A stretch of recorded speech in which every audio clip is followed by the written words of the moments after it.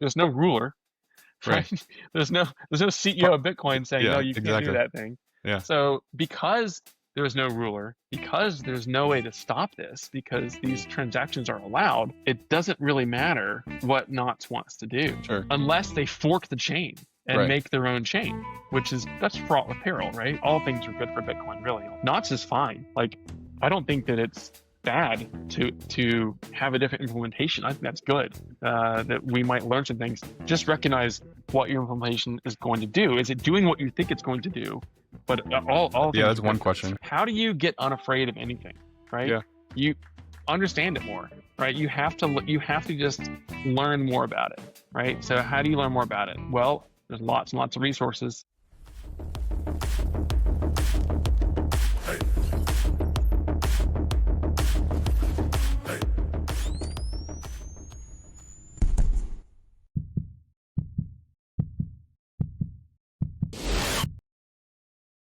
Welcome back to Bitcoin Fellowship, episode 8. We're titling this one, You Can Just Do Things. This is Chris. Adam's stuck in the OR, but I'm joined today by Rich Lassiter. We've been following each other on Twitter for a while. We met in person at the Bitcoin conference earlier this year. And you can just do things like message someone late at night and set up a podcast the next day. So that's why we're here. Rich, we obviously I don't even have your background. We're just going to do this live. But yeah, tell us about yourself, your background in medicine, where you're from, what you do. Sure. So yeah, thanks for having me on. I am from Atlanta, grew up in Atlanta, and then went away to medical school in Augusta. So I spent 7 years in Augusta for med school and residency and emergency medicine. And then after I finished emergency medicine residency, I was like, yeah, I'm young and single, and so I can go anywhere. So I found a Yeah. job in Tucson. Didn't like the group that I joined in Tucson. Found a different job in Phoenix. I joined that group. But I did meet a girl I liked in Tucson. So I was in Phoenix for like 6 years. The girl and I got married, and then we had kids, and then we moved back to this side of the country because her family's in Rochester, New York. And so we were always traveling across the country. So I moved back to Atlanta about 14, 15 years ago, and I've been here, back in Atlanta. I'm liking it. Yeah, very cool. And you do emergency medicine, right? Yeah, yeah. And we've got a big Bitcoin community in Atlanta. We pretty much have a meetup every Wednesday night.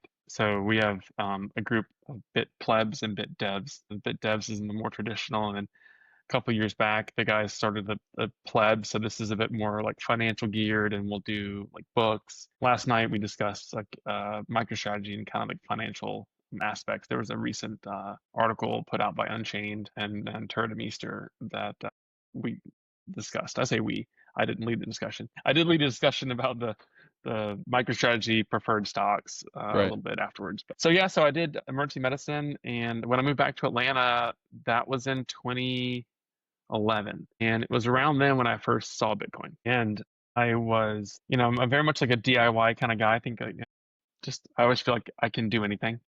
Yeah, I think a lot of It, Bitcoiners are like that, just as a it may sidebar. take, it may take longer to do Yeah. something, but like I can do it. And so yeah, I was using this website called Instructables, and Instructables like has instructions on how to do anything, like how to, make a garden, how to, make furniture. And I saw this headline, how to make a Bitcoin wallet. And I was like, well, what Cool. the hell's a Bitcoin wallet? Right. So I looked into this, and basically the Instructable was how to take a printer, and you use like iron-on transfer paper, like you'd usually can iron on to your shirt. And so they use this transfer paper to transfer the image of a paper Bitcoin wallet, because this is 2011. Maybe it was 12. I can't remember. It was, I didn't buy any. Like, but so they took the paper wallet and they transferred it to metal, and then they etched the metal with acid, and then they kind of ate away the metal, but not where the ion transfer was. And so you're Right. left with this like smooth Negative. area where the metal was protected, and this etched area where it wasn't protected. And so that was this like permanent method to inscribe, because this was before there were like the BIP39 like seed phrases, right? You just had this like long string of incomprehensible digits. And so I'm like, well, what is Bitcoin thing? And I look at it, and it's like $200, and I don't know, 250. I don't know what it was, but I was like, oh, that's too much to like buy on a lark. I'm Yeah. busy like renovating a house, and all my time's going into this house, and all my money's going into this house. And so I didn't buy any. And then a few years go by, and then I think it was either Mount Gox or Silk Road, like made it into the news cycle. This is probably like 2013, 2014, and Bitcoin got to like around $1,000, and I was like, huh, like that thing was like 200 bucks a couple of years ago. I should look into this. And I kind of put it on the back shelf, and I was like, I'll look into this later. And then I didn't. And then so some years go by, and it's 2017, and now it's $4,000. Yeah. And I'm like, what is this thing, right? And that was I had some friends that from college, and we were talking one time, and they're like, Rich, you were the first person we knew that had an email address and a website, and like, and I was like, oh yeah, I tend to be ahead of the curve on this computer stuff. I should probably put some capital behind this thing. Yeah. But so I went into learning more about it in 2017, and that's when I first, put some money on Coinbase and bought some Bitcoin and some Ethereum and some Litecoin, and Yeah. and then As and one then I does, got more. especially back then, right? Yeah, for sure, right? And then, then I got more into it, and I'm like, oh, wait a minute. Bitcoin is the most important thing, right? So I came for them to go up, and I'm Yeah. now here for freedom go up. So you realized pretty early on that Bitcoin was the thing, like very early in your Bitcoin arc. I mean, I, I don't want to say, I don't want to give myself all that credit, right? Yeah. I realized early on that crypto was going to disrupt the financial system. That we had all these inefficiencies, and Bitcoin was going crypto at the time. I'll Yeah. be honest, like crypto was going to disrupt the system, and I thought, like probably many other people do, like, oh hey, I missed the boat on Bitcoin. I'm going to find the next thing that's going to go 100x, right? I'm going to research Cardano and EOS and all these other coins that were around in 2017, and I was like, oh my gosh, how do you pick? There's so many choices, 3,000 coins to choose from, or whatever the Yeah. number was back then. Like, how do I pick this? And so it's very daunting, right? It's like looking at the stock market and going, which stock do I pick, right? There's Yeah. only one stock that's going to win, in the stock market. How Hmm. do I find the one stock, right? But that's of course not how the stock market works. And I think a lot of people transpose that mindset onto the crypto world. Like, oh, well, how do I pick the crypto? And I've got to buy like this basket of cryptos because, you buy a basket of stocks like the S&P Yeah. 500. Exactly. And so I think that, at the beginning, that was my mindset of let's, figure out which ones of these are the best ones.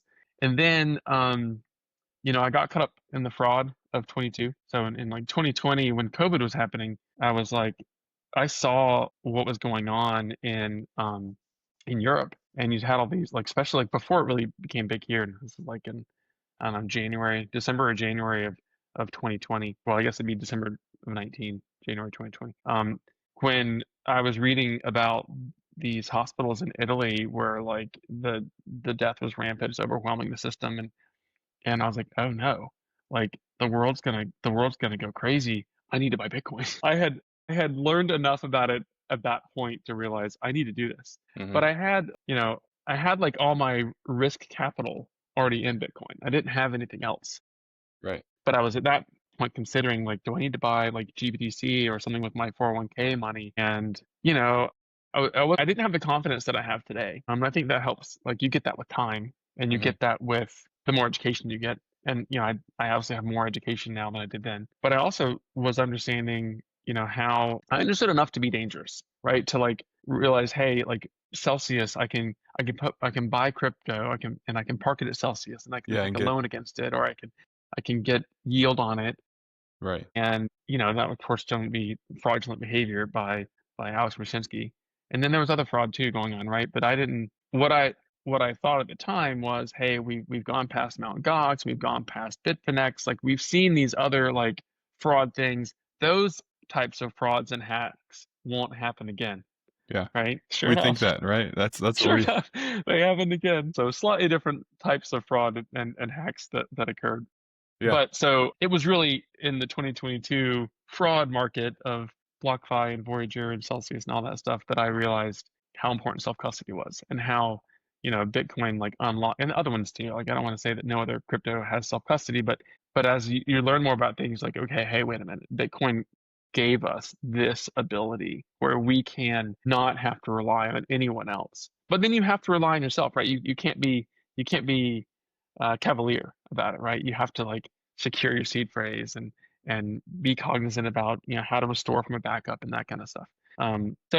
So yeah, so that was, I think I might have skipped over some things, but No, that's it great. really it really was like the 2020 to 2022 arc, because I learned about Bitcoin, I learned about crypto in 2017, but it was the 2020 to 2022 where I became like a Bitcoin. And Yeah. so yeah, I don't advocate for anything else for Yeah. years. I was gonna ask you because your Twitter handle is still CryptoDoc. I know. So, I don't know how to fix that, honestly. I think you can. It's been a while since I changed mine. So I kept I don't, my anon one, and I put my name on it. I don't know how you change your handle. so I thought I have Rich Lassiter. Like, I've been on Twitter a long time. So I have Rich Lassiter at Twitter. And when I first started posting, I thought, oh, I need to be anonymous. I need to like, Yeah. I'm going to post here, but I'm not going to dox myself. Yeah. And then I realized later, I was like, what am I doing? This is stupid. Like, I don't care. Like, people can look me up, right? Yeah. I'm like, If you have a medical license, especially, like, the system doxes us every day. right, Like, right. So my like, family, when it's I not, went non, they're like, you can't do this. They're gonna find you. Like, I'm like, number one, who is they? Number two is my name is literally everywhere. I sign a note, it goes to your phone. Like, it goes to the yeah, patient's phone. They can Google my name. right. Like, it's everywhere. Like, I don't know. Yeah. So I switched. I was like, well, I'm just going to change my name from Crypto Doctor. I started a website 2021, I think, called Your Crypto Doctor. And I was Okay. at the time, I was trying to decide like what name to take, and like Dr. Bitcoin MD and like Bitcoin MD, like all these. I really understood Bitcoin already at that point and how important it was when I found that name. But I was like searching for names, like what name can I pick that will work for this?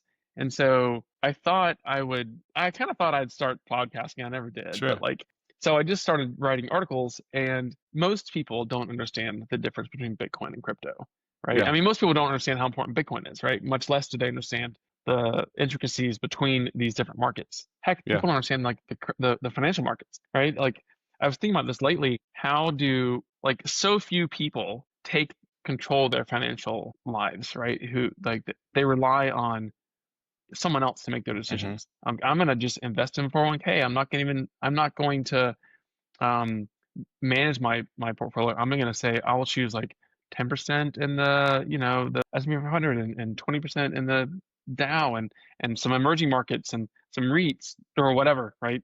But I left all that, I don't know, 2008, 2009, I don't know. A long time ago, I started managing my own portfolio because no one's going to do as good a job as you are. No one's going to take as much care about your money as you do. Yeah. So you might make Nobody some, cares as much as you do. yeah, you Period. might make some errors. So someone else might outperform you, but you're incentivized to do well for yourself, right? It's your money. So I spend probably about as much time in the hospital doing the ER job. I spend about that much time on like investing. Mm-hmm. So It's it's a time important. to I mean, retire early, right? yeah. Like, how do I learn about the fire thing? And a long time ago, and so I'm getting close to Yeah. that.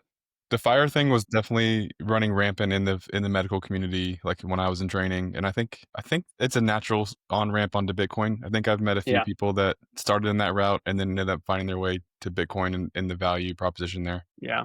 And there years ago, like Jim Dahl, he's an ER doctor that did the White Yeah. Coat Investor, Yep. and he's got a lot of good advice on there. But he does not understand Bitcoin, and he He's has been very anti-Bitcoin, right? he's been for years, right? And Yeah. like me and some other people like had dialogue with him online, not in person, Yeah. years ago, and he's still been anti. And I'm like, dude, like you are so missing the boat on this, like, and he posts like on the emails you get, like, here's Bitcoin, there it goes again, like, Yeah. 3xing, like, but who knows, maybe it's gonna go Yeah. down, like, Maybe it's or going to zero. maybe there's a reason why it's 3xing. Maybe people are learning about it and they're buying it, and so the number goes up. Yeah. So yeah. Well, Anyways, thanks you're for that missing out on intro. big gains. Yeah. Yeah. Thanks for that intro. That's awesome. It's a really cool story. A lot of similarities, some new stuff like finding, the Instructables thing. Like I've used Instructables for like DIY home stuff, but I never saw Uh-huh. etching Bitcoin wallets on there. I That's mean, pretty cool. that was like 13 years ago or 14 Yeah. years ago, right? It was a long time ago that I saw that, and I also didn't do it. So Yeah. I just read about it. So I didn't buy any I might do Bitcoin. that just for like the nostalgia of it, just to see how it works.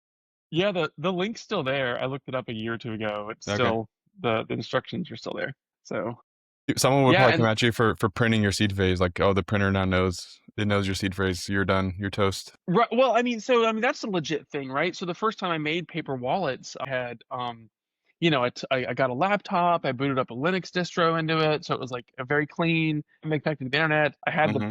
the printer. Like I think I used the Ethernet cable to connect to the printer, and I printed off like a stack of paper wallets that was only on my own network that had never been Mm-hmm. connected to the internet, and then I, uninstalled the Linux distribution. So yeah, so I probably should have gone into computer science instead of medicine. Like Yeah. that was definitely a thing that I've always cared about and always spent a lot of time on. I don't know that that means I would have found Bitcoin as early. Like who knows? Maybe I would have had totally different biases and I would have bought it and sold it or discarded it or whatever. Like it could have been. Yeah. Who knows? It's Right? hard to know exactly. Yeah. So Hard to know.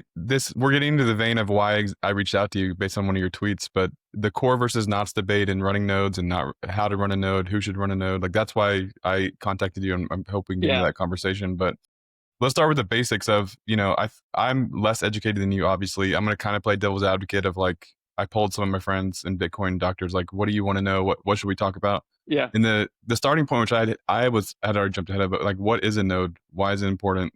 Why is it core to Bitcoin? And we could do a whole podcast on just that topic.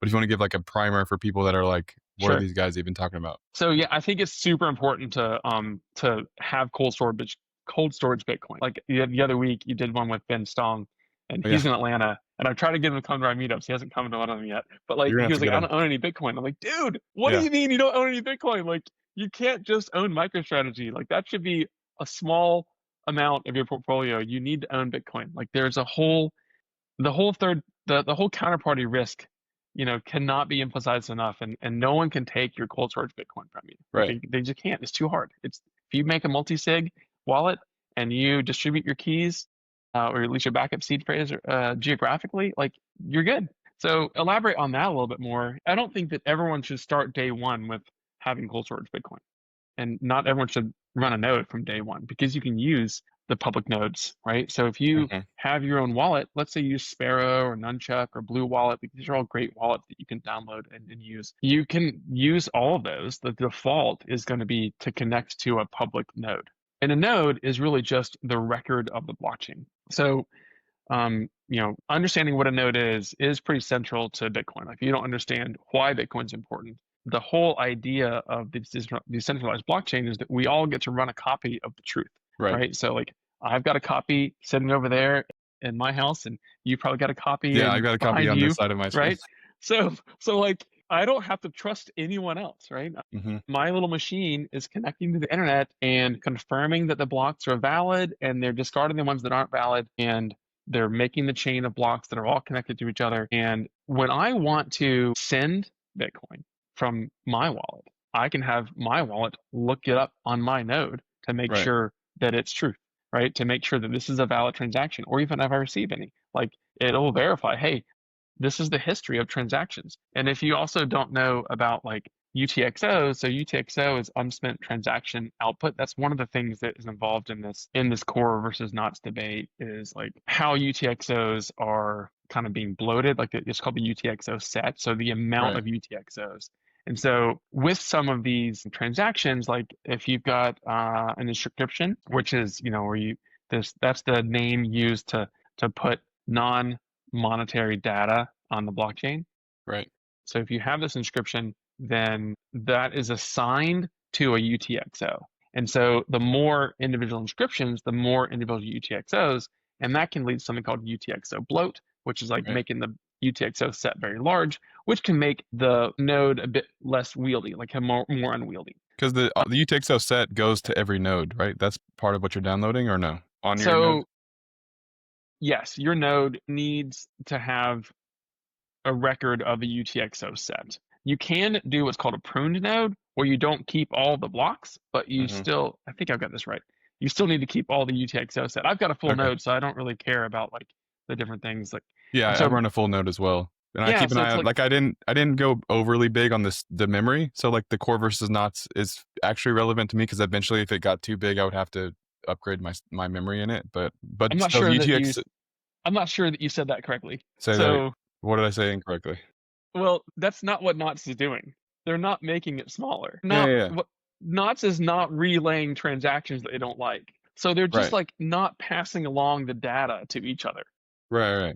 But they're not making the blockchain bigger. Okay, I see what you mean. Yeah, It doesn't work.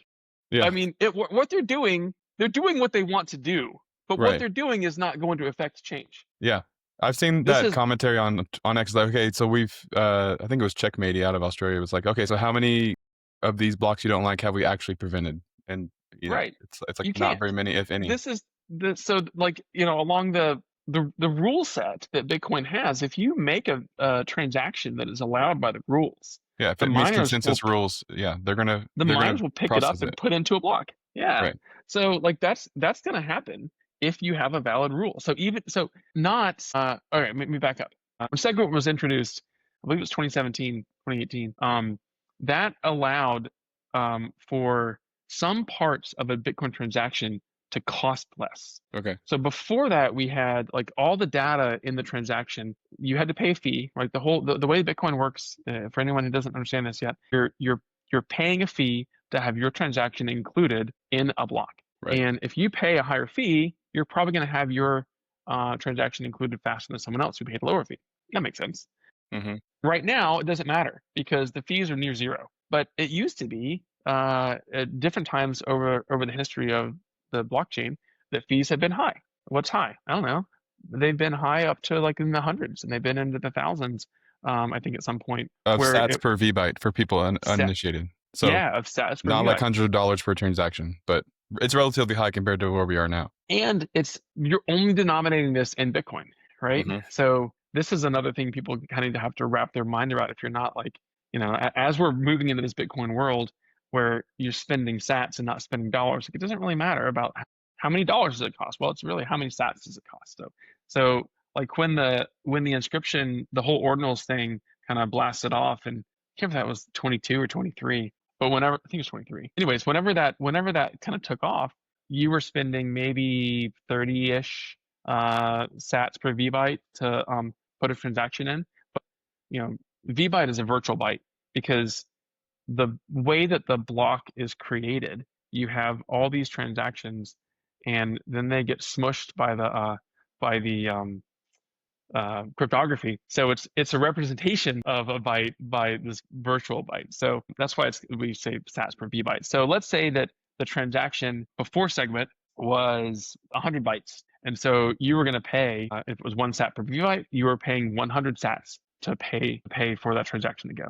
But SegWit made it so you could have a portion of the transaction that is cheaper, and it's cheaper by a fourth, by a lot. Okay. So it's cheaper by not a fourth. It's a fourth as cheap. So it's 75% cheaper to have it in the segregated witness portion. So you can plug your data in there, and now, hey, I want to put a picture of my baby, of On the a blockchain dick butt. forever, right? Yeah, like whatever. You want to put your picture in there, and now you're paying less than if you had it as part of the normal transaction data. Okay. And so that allowed people to use ordinals at a lower fee. You already could have done this. You already could have put stuff on the blockchain, and we see that with like inscriptions in the past, or not inscription wasn't the word we used. The rare pepes or anything else that was like stuck.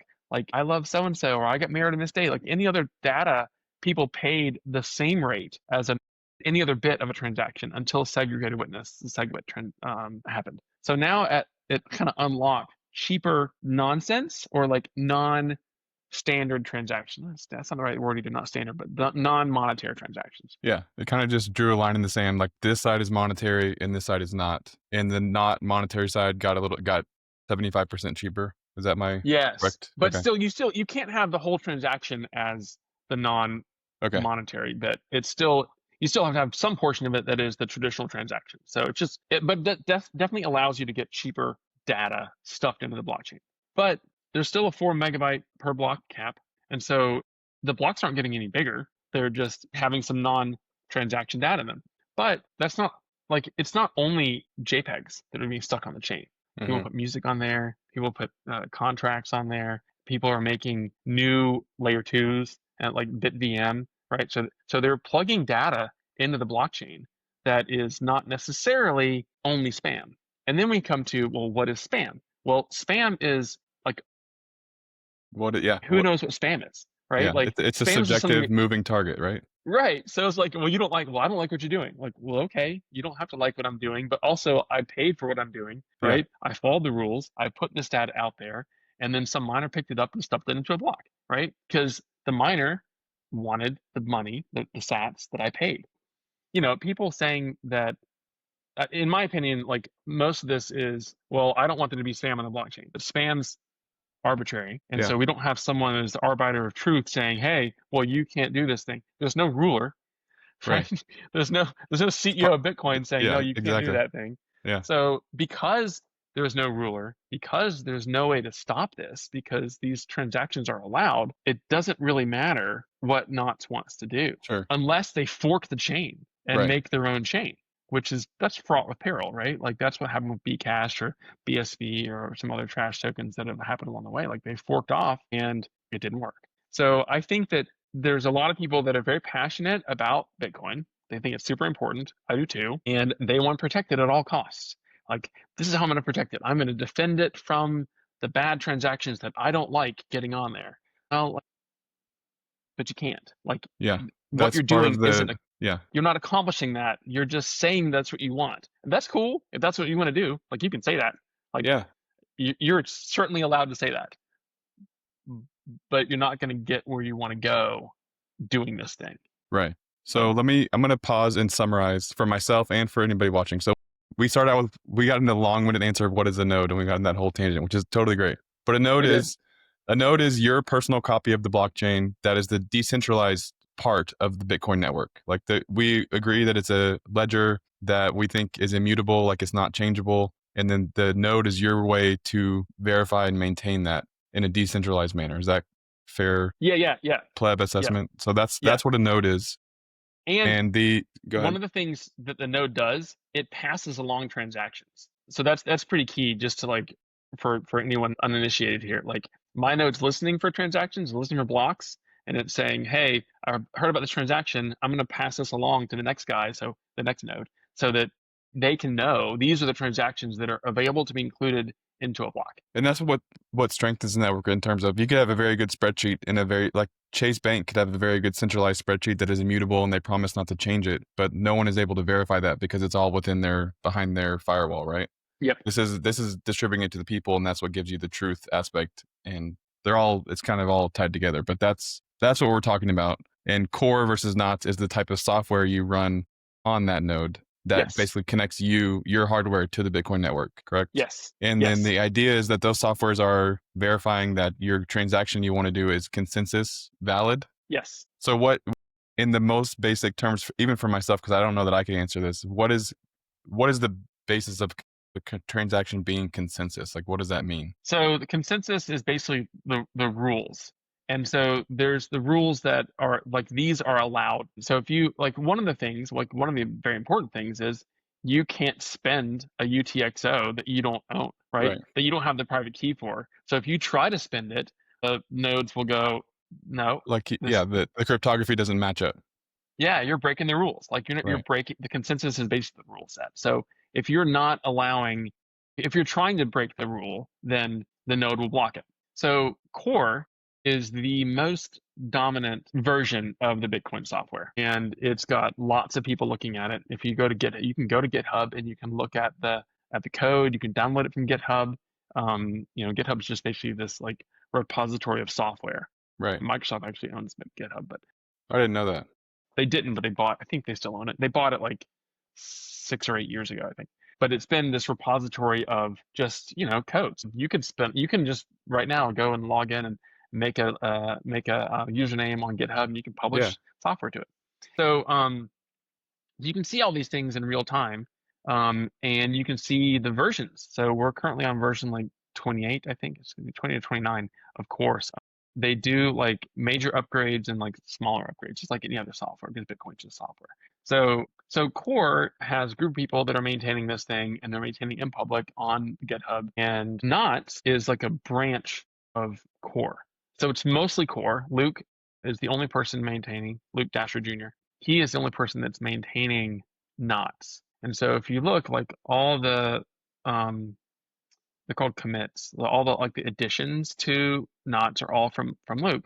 And so there's some inherent risk there, right? Because you've now gone relying from like lots and lots of eyeballs with, I don't know, let's say there's 30 different people that had commits in the last version of Core. I didn't look it up recently, but like let's say there are 30. And that's just the last version, right? The prior version, there might have been 25 of the same people and 5 new different ones. And the version before, maybe there's 40 different people and only 20 of them match up. So And you've got lots and lots of people that are looking at the code on GitHub. the commit, a core. commit is like a stamp of approval. Is that what you're saying? A commit is an addition. An addition. Okay. Yeah. So Gotcha. like you did something to, like, you're a programmer and you made a thing that's important and got added into the software, that they call that a commit in GitHub. Gotcha. So it's kind of weird, but that's what that makes sense. I was just clarifying for I thought I was following, and then I got my wires crossed. But yeah, so no commit problem. is an addition, and it's tied to someone's name, whoever like adds it to the update. Yeah, right? You can look and see all the commits that are that like, Gotcha. if you were, Peter Todd, right? Even Luke. I mean, Luke's got. Yeah.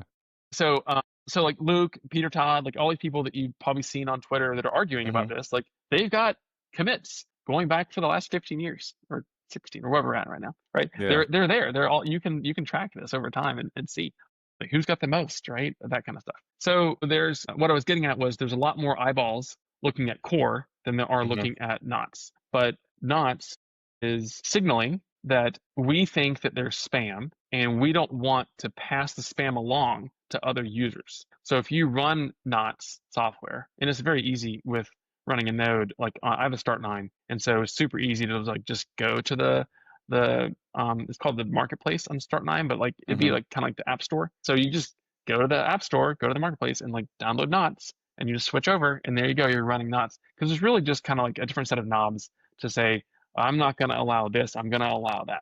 So the way I look at it, like these are people that really care about this, and there's now like 18% or something like that of all the nodes are running this, but they're not going to get to accomplishing this unless Bitcoin is forked. Like the only solution to this is forking Bitcoin. You can't just like stop running the like turn the knobs and like, I'm going to block this off, because the network is so big that there's enough people that are, yeah, they hop around you, right? Yeah. And so like there's just, you can't get every single node to do this, because the game theory doesn't allow for that, right? People are incentivized to mine the things that they cost more if they're going to collect more. So it's not going to go away.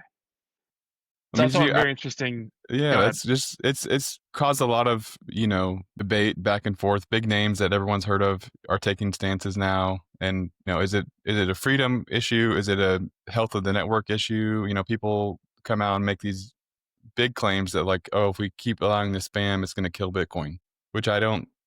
I try to keep up, but I just don't see it that happens. But no, it can't happen. That's not like, if that was true, why are there no transactions? I mean, right now, I'm gonna look at my mempool. Right now, there are 3 blocks worth of transactions waiting to be mined. Right. And there's 3,500, and it'll take 28 minutes to mine all the transactions that are waiting in the mempool, and they're between 1 and 4 sats per vbyte. Like this isn't killing Bitcoin. Bitcoin is arguably underused right now, right? We should have more people making transactions than less. Yeah. So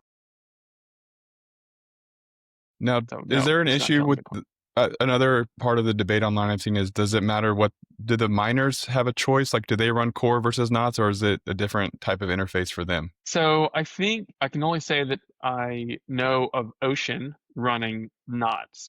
Okay. And then there's a different thing that is called datum. So if you get into mining, you can choose your block template. So I don't know if you covered mining on the pod earlier. We have not on the pod yet, no. I don't want to get too far into this, but like, basically, like you get a what's called a block template, which is what thinks the block should look like. Yeah. And so the way mining works in a nutshell is, you have a mempool, and I said a mempool, not the mempool, because there's not the mempool. There's there's just the one that your node's looking at, right? Correct. So whatever transactions your node has seen are the ones that are in your node's mempool. And so it does behoove you, if you're a miner, to get as many transactions as possible into the mempool that you're building your blocks from. And so the blocks that are going to be built are placed into a block template. And this has the structure of like the block header from the block before, all the transactions, a few other things like the time, and then there's something called a nonce, number used once. And so this nonce is really basically what the miner is guessing in order to solve the block to mine solve the block hash to mine the block. That's the And so, complex math problem, air quotes, that everyone quotes, yes, right? the They're trying to complex find that math one problem. number.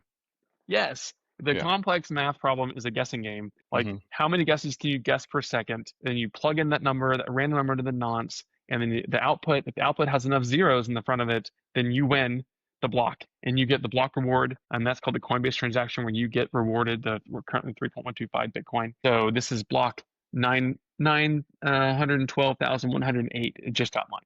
So that's the I forget where I was going with this, with the datum. So most people are in the world, and this is a problem, are using the same block template.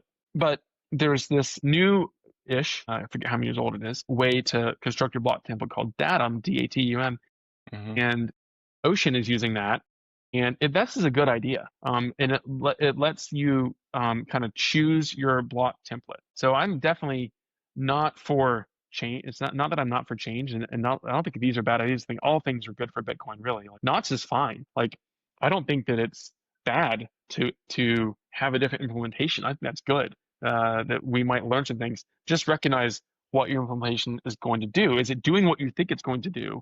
But all Yeah, things that's are one good for this question. thing. And then it goes back to like, do we need to be infighting, or can we both run whatever node you want, and like, let's advance the Bitcoin network outwards, not just fight inwards, right? Yeah, I mean, certainly, right? Like, we shouldn't be fighting amongst ourselves. The problem is, like, some of the things that Luke is saying are not true. Like, Okay. he's pushing things out there uh, that are objectively false.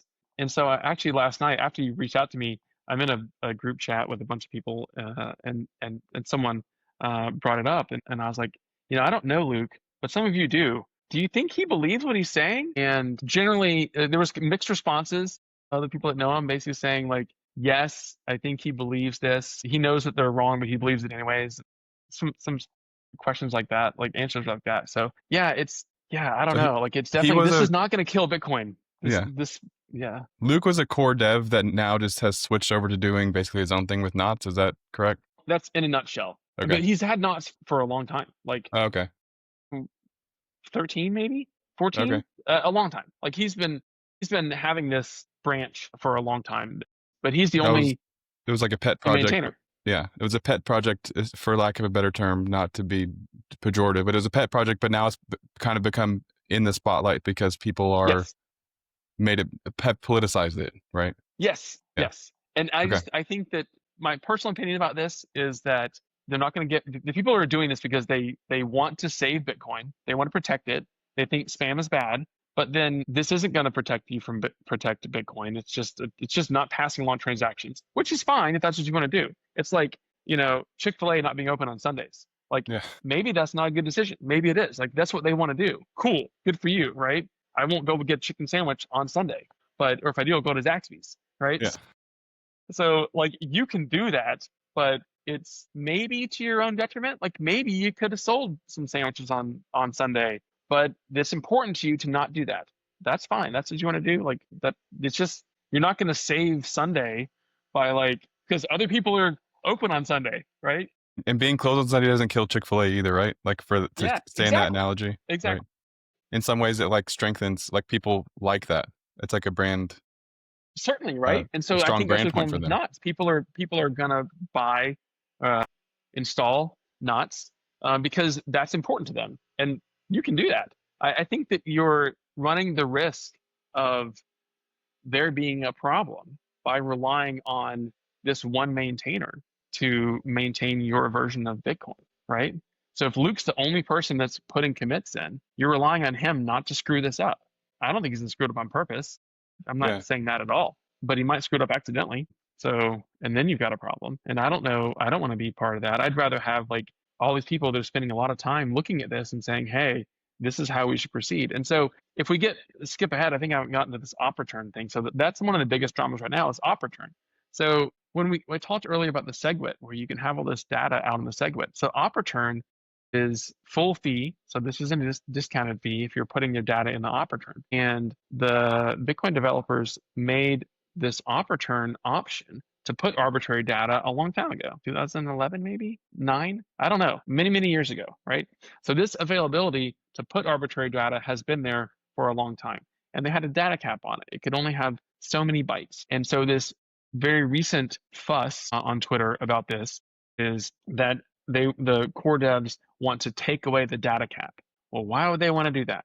Because op return can get pruned. You can just take that out of your node and not store it. So it allows you to say, if you want to get rid of the spam, they're saying, hey guys, put your spam in this thing. So the people that care about it, they can just chop it off. Like I had no idea that was part of it. Yeah, it's very intentionally. This is not part of the important transaction data. This is extraneous data. Now, the problem with everyone like using that for the extraneous data is it costs more than putting into the SegWit. So if you put it in if you're going to pay less fees, depending on how big your transaction is, if you put it over in the SegWit versus putting in the op return. But you can't prune SegWit. You can't prune that SegWit part. Exactly. Okay. I'm learning. So my brain is like the wheel's spinning so fast. It's about to, the wheels are going to fall off, but this is great. So so the core devs are like, put it here, put it in the op return, and then everyone can win. And then so this last one, they're like, well, we're going to take all the limits, all the data cap limits off. Okay. But currently there's no reason, if I wanted to put a picture on a Bitcoin, on a Bitcoin transaction, I would definitely put it in the SegWit section and pay less in fees. Yeah. It's cheaper. So they're arguing about things, but not understanding, all right. So while we've been talking, 2 more blocks got mined. There's now only 2,000 transactions available in the mempool pool. So we need more people making transactions. Yeah. And I would put a plug in for anyone who isn't running a node. Look into Start9. It's free. All you need is a computer. So you can use, I would dedicate an older computer, right? So I have a PC. You can get one on eBay for like $100 maybe.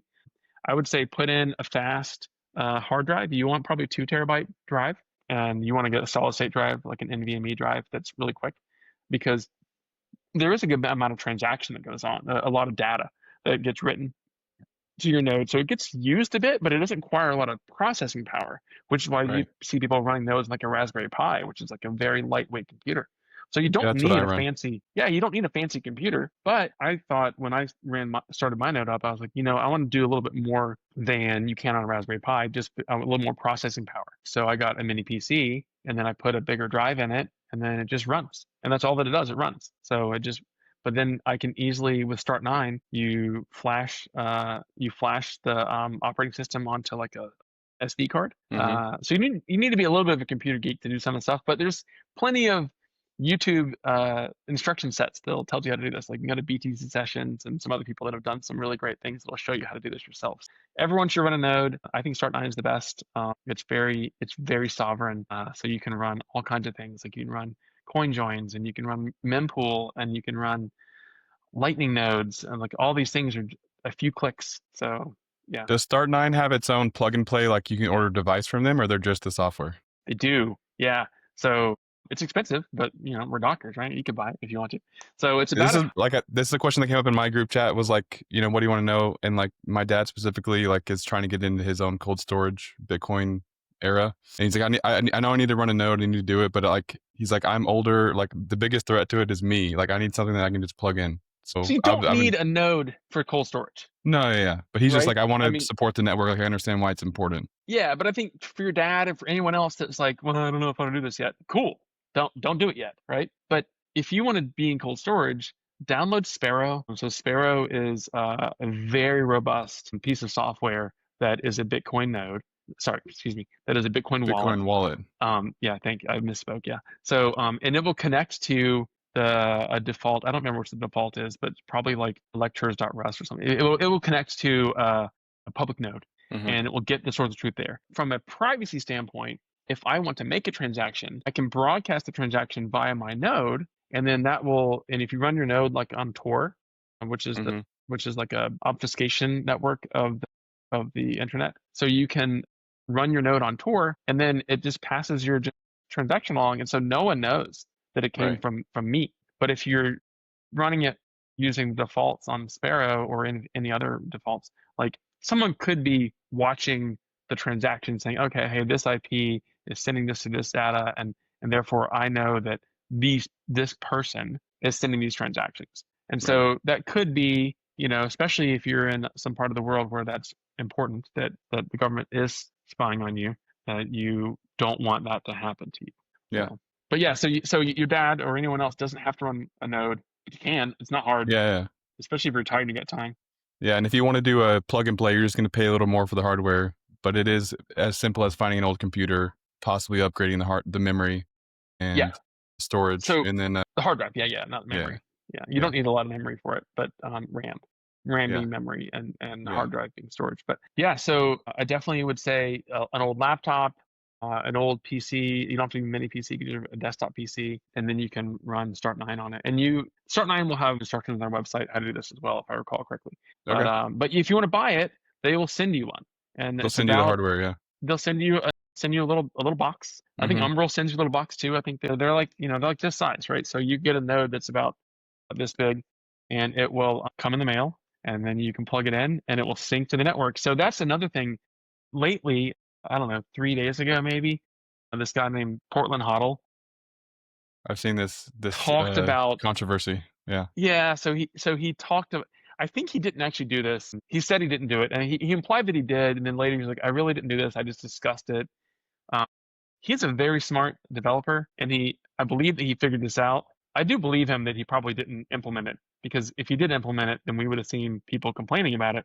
But he discussed an attack where you could target Comcast nodes running knots Mm-hmm. and then ask them for what's called IBD, which is initial blockchain download. So the Yeah. first time you connect your node to the internet is going to sync the node and sync the blockchain, which is like 800 gigabytes right now. It takes a long So it's a time. lot. Yeah.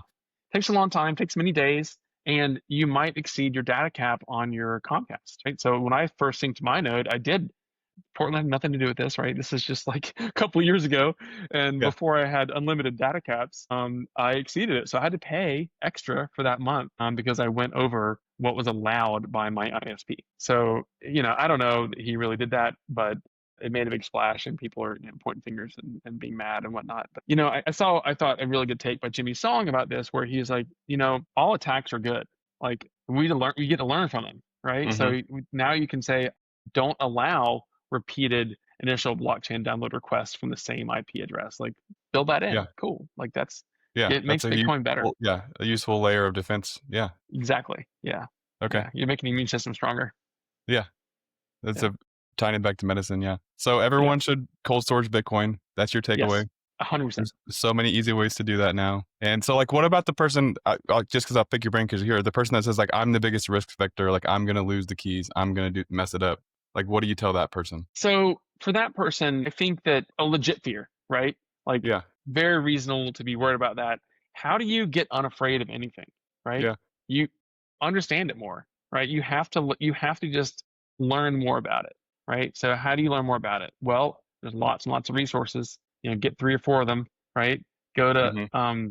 and then there's also even like the collaborative custody models, right? Like Unchained or Casa or OnRamp and some other places where you can do this, where you have 2 of the keys and someone else has 1 of the keys, right? They do this multi-sig. I don't know do you think people know about multi-sigs? You feel free to talk about it. I mean, we're so early in this podcast journey. If people don't know, they're going to turn it off or fast forward or whatever. Yeah, so a multi-sig transaction is basically where you need more than 1 key to send a Yeah. transaction. Bitcoin allows you to do as many as you want. So it's called M of N. So you could have 5 keys and you need 3 of them to send a transaction. The Right. problem with doing that is it makes the transaction kind of bulky.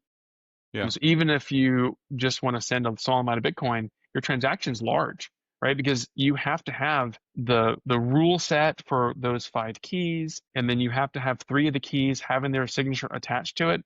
So this is one of the things that makes a transaction larger. And so in a high fee environment, you might not want to spend that much, right? So you might want to have a wallet with only a single signature required, a single sig, right? So multi-sig is a good way to have your safer Bitcoin, your cold storage, like you've got a key at grandma's house and you've got a key buried, in your Yeah. backyard and a key somewhere else, right?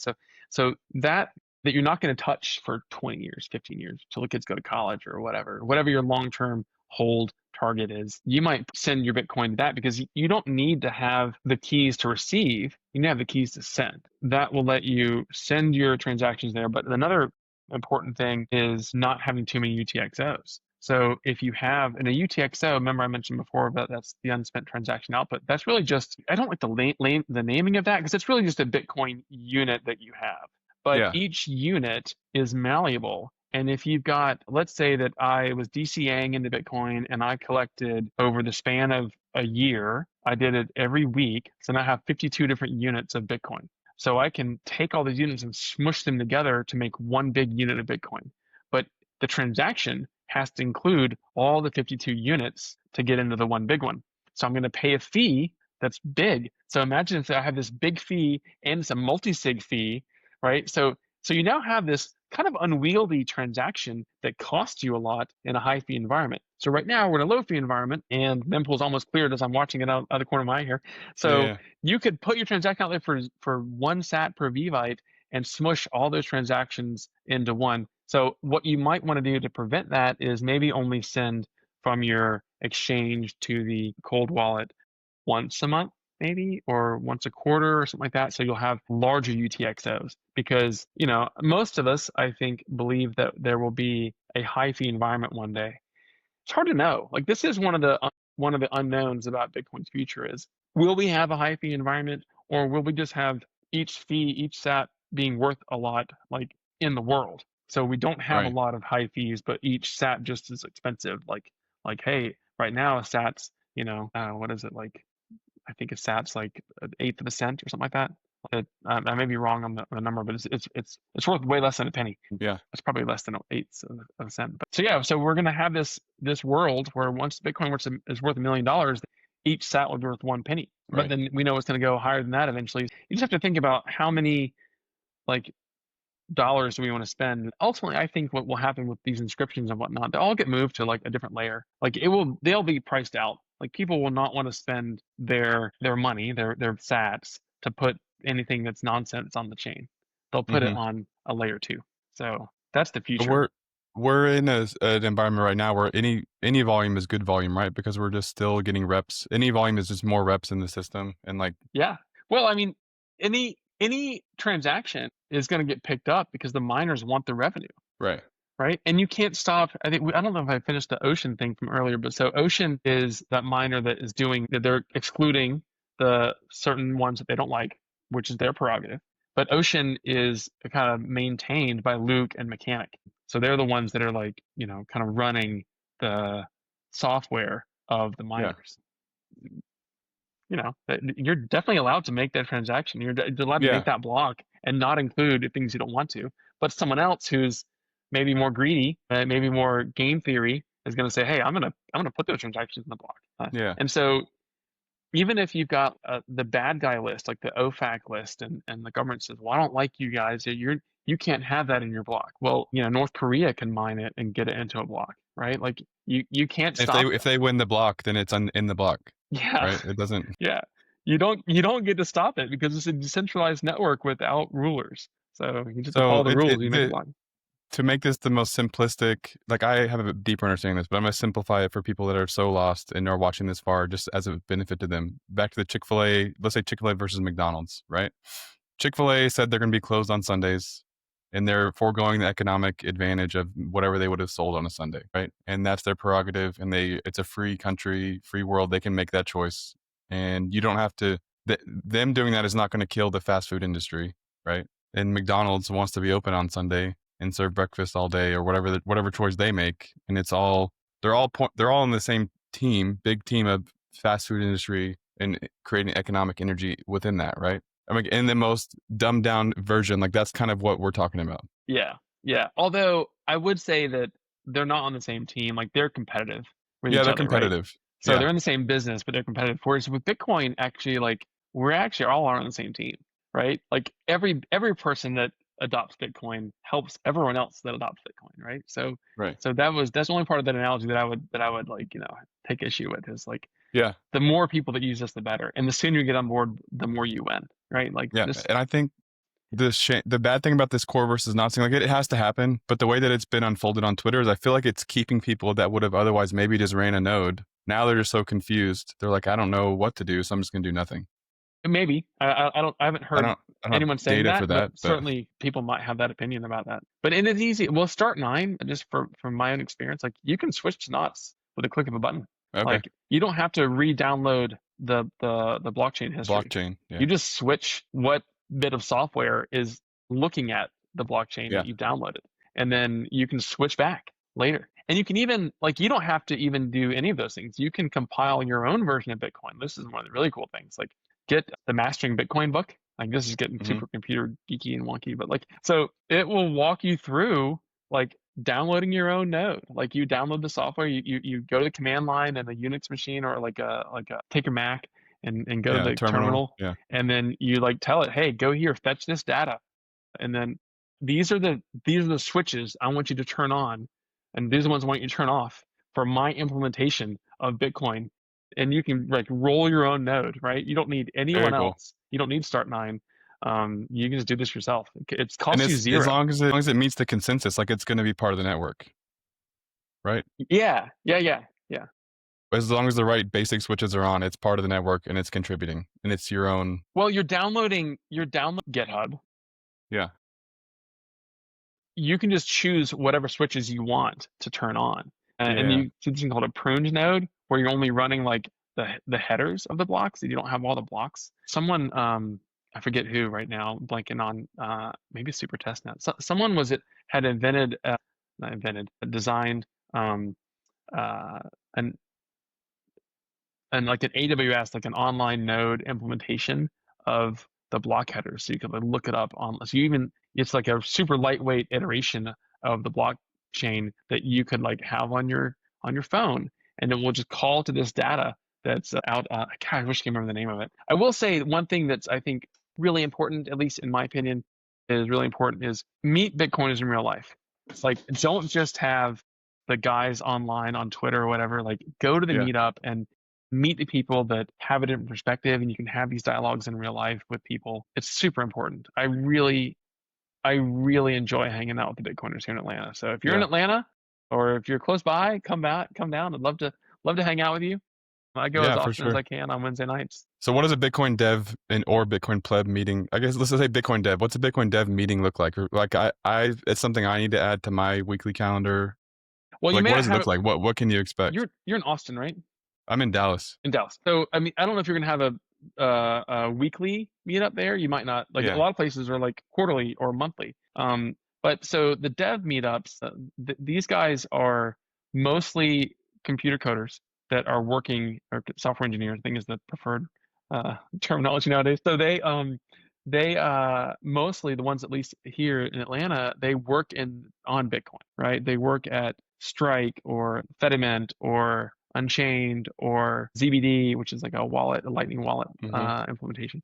So we've got people that are doing that are here. So they talk about stuff like this, like so these kind of conversations about like knots versus core, or I mean, it's honestly so much of it's over my head, but like they Yeah. humor me to come along and like tag along and like ask questions because I can't code, right? I haven't coded since basic in college, so that was a long time ago. So I don't code, but so that the Bit Dev meetups will do that, and every once a month they do a Socratic seminar where they're discussing all kinds of topics of what's pertinent in the developer world. And I think one thing that's going on with like this particular knots versus core stuff is we have a lot of like Bitcoin influencers on Twitter that aren't developers, and the Correct. developers have their own different like world that they're in. Like they're not on Twitter all the time. Some of them are, Hmm. but they're in their own separate like thing, like delving Bitcoin, and they're on GitHub and they're on Stacker News. Like they have a whole different like world that they're spending time in and arguing in. And then some of them have spilled over into Twitter where us like non-coders are now arguing about this thing. So people who don't, they just don't understand the complexities of what's going on. They're like, I'm going to protect it, but you're being misled. Like what you're doing is not going to protect it. So, yeah. So, anyways, that's and the plebs. Our pleb meetings are more like talking about finances. We read a book together, like Mastering Bitcoin. That might have been a Okay. dev series. Plebs like Smart Money or Safety's books, or we just did the big print the other day. Yeah. So, So it's yeah, it's a good a bit community. BitDev is just a Bitcoin meetup with people that are focused on the code. Like it's not anything like some special club you have to sign up. It's like nothing like that. Yeah, not a special club. Yeah. Yeah. So most of them are on like meetup.com. So Okay. search meetup. And if you don't have one, build one, right? Like, the worst thing happens, like, let's say, so if there's not one in Dallas, it probably is, but if there's not one in Dallas, then you just say, you post it on Meetup and you're like, hey, I'm going to be at, your favorite restaurant on, the last Friday of the month. Come. And if no one comes, you're there by yourself. Yeah. And if someone comes, then you meet some people, right? And then you build it. Very cool. So there's a whole different, like, North Atlanta. Atlanta's got some traffic problems. So there's a whole different North Atlanta group, and they meet up once a month, and they kind of bounce across, like, they're even like North Atlanta, I think Northeast Atlanta or Northwest Atlanta, and they kind of bounce every other month. They're like on either side. And there's a different group of people that meet up at a regional airport. And so Okay. there's a few different meetup groups in Atlanta, and that's just the Bitcoin ones. There's some crypto ones that meet up too. So yeah, they're out there. Just go look for them and find them and see what you can learn. Yeah. The title is this episode. You can just do things, right? Like you can You just can make just your do own things. Bitcoin meetup. Yeah. Yeah. Yeah. This podcast is a you can just do things kind of thing based on we had some docs that I got into Bitcoin and we had a couple meetups in person. And then we're like, it's hard to meet in person with all of our different schedules. It's like we can all hop on like at night and Yeah. record some stuff. Let's do that. But we need to get back to the physical stuff. Yeah. What's your next? Where can people find you in person next? What's on your calendar for the next few months? So TABConf is here in Atlanta. Okay. So TABConf, I think technical something Bitcoin conference. It used to be the Atlanta Bitcoin conference, but it's evolved to not just Atlanta. And there's developers from all over the world that are going to come here. And so some of the local guys started this up 8 years ago. They took a year off for COVID. So this is the 7th iteration of TABConf. It is October 13th through 16th, and it's going to be 4 days of like pure Bitcoin signal. Very And cool. it's not. This is not the place to come to talk about MicroStrategy or MetaPlanet. Like that's not what these guys. These are the guys that are building the software. And so if you want to come and see the guy, if you want see Peter Todd and see, I don't know if Luke will be here this year. He was there a couple of years ago. So like I don't know if how many people will be there, but there will not be none. Yeah, there be will more than not be zero. none core devs at this meeting. And so it's pretty intimate. It's only $121, so Okay. fairly inexpensive for a 4-day fire hose of Bitcoin. And so the way the conference is set up, it is 2 days of workshops and then 2 days of lectures. And so the Okay. workshops are building things. Like last year we were building mesh-tastic radios. I've got one. So this is a mesh-tastic radio. So this is a soldered this together when I was there, right? So this is the board, right? Yeah. There's a display chip. This is an antenna. This is another antenna, and then this is a battery pack, right? So And that's we like made that's these. like radio over Bluetooth network, like a mesh Bluetooth network. It's a mesh radio network. It's not Mesh Bluetooth. radio. It does. I can Bluetooth to this from my phone, but Okay. it's a I forget the frequency, but it's a not very powerful, at least not with that tiny antenna.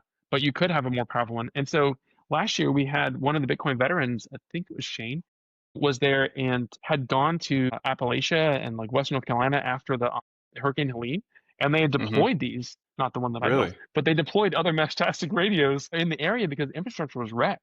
And Yeah. so that was really cool. Like it was really cool to see this real time that had just happened like weeks before, and then we were building these radios. That's So very like cool. the workshop, the real workshops, right? Like somewhere in my pile of stuff on my desk, I've got like a DIY Jade, right, which is about the same Very cool. size chip that we had for the not chip but board, about the same size board as and that mesh-tastic radio, and it's $12. Like you can buy one of these things, and then you make your own Jade. Mm-hmm. You can go buy one from Blockstream for 45 or 50 bucks or whatever they're at right now. Or you can build one, right? So pretty neat. It's a really very neat cool. experience. So I think Have you even played if have you played with BitChat at all? Like the Bluetooth version of that? Jack Dorsey's so that's a I think it's Bluetooth. Is it It is NFC or Bluetooth. Bluetooth? Yeah, I can't remember that's which what I one. got mixed up. Yeah. It's Bluetooth. It's a Bluetooth mesh network, is my understanding. I haven't Yeah, downloaded it yet. so you can send. So a few people from the group have done that as well. Yeah, Very cool. it's pretty neat. So yeah, I encourage Yeah. everyone to come. I'm on Twitter way too much at CryptoDoc20. Yeah. But until I figure out how to like move everything over to Rich Lassiter. You just keep it. I mean, just make people ask you about it, and then it's a conversation, right? Right. Yeah, that's what I'll do. Very cool. Well, you mentioned you said you were going to do podcasting, you never did. Like you're a natural. We'll definitely have you on whenever you want to talk about anything. Right on. or spin up your own show. You're a natural. You were answering questions before I could even ask you. So Yeah, people are going to watch this and be like, "What? Chris isn't even in this podcast. It's just Rich Lassiter talking." But it was incredibly high signal. Thank you for spending your part of your day off with me. absolutely. Anything else you want to leave the people with before we sign off? No, I appreciate the encouragement. I don't know what's holding me back. Probably just fear, right? I should We're all just do busy. things. I should just do Yeah. things. Yeah. Fear is not legitimate. Being busy as a doctor with kids and the family is legitimate. I'll give you that one. But if it's just because of fear, like, you have nothing to be afraid of. You can just do it. Right on. Thanks, Chris. Good to see you, man. All right. Yeah. Good to see you. Thank you.